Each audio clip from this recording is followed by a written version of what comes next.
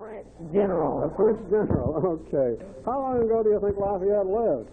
Oh, a long time ago. A long time ago. Maybe in my grandfather's time? Yes. Well, maybe you're right about that. But I want to tell you something about that. It only takes about 3 lives to cover the whole history of this country. And I can prove that to you. I had a relative of my father's. I used to call her my aunt, but she was really my father's cousin. And she was the lady who paid most of the money to send me through college, as a matter of fact.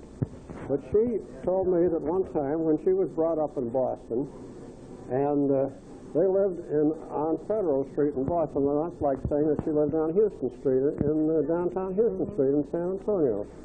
And one time when she was a young girl, probably this was about 1830 or something like that, or maybe 1840 in there, why, she was sitting in her kitchen, and in the kitchen with her was Daniel Webster, the famous United States Senator and Secretary of State of the early 1800s, and her grandfather, whose name was Samuel Wild, who was the first Chief Justice of the state of Massachusetts after the Revolutionary War.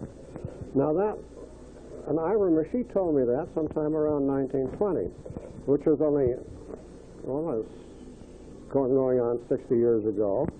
So in my lifetime, and her lifetime, and the lifetime of one person beyond her, you go all the way back to the time of the Revolution. Is that on the level?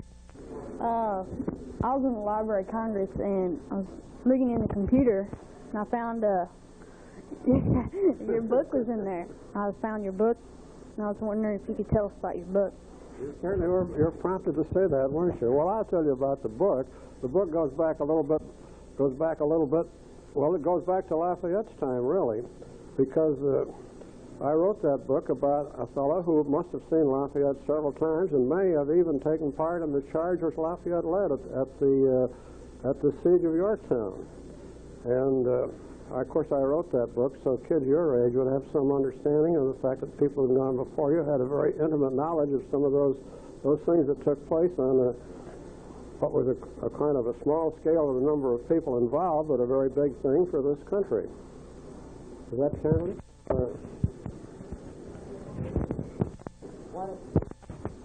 Or what was the name of your book, and who was your relative?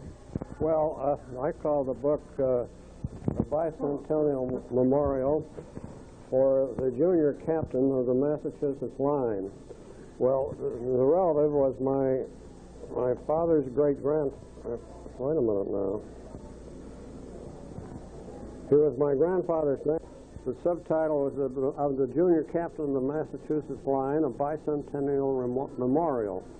And I call it that because this lad, who was just a farm boy when he started out, took part in the Lexington alarms. That is, when they called up the militia at the time of the Battle of Lexington and Concord. He took part in the entire war until the war was over, and took part in the siege of Yorktown in 1781. And so he was in it for quite a long time. What was his name? His name was Jonathan Felt. Claire, your next contestant. Come on up here. What is my theme? What do I?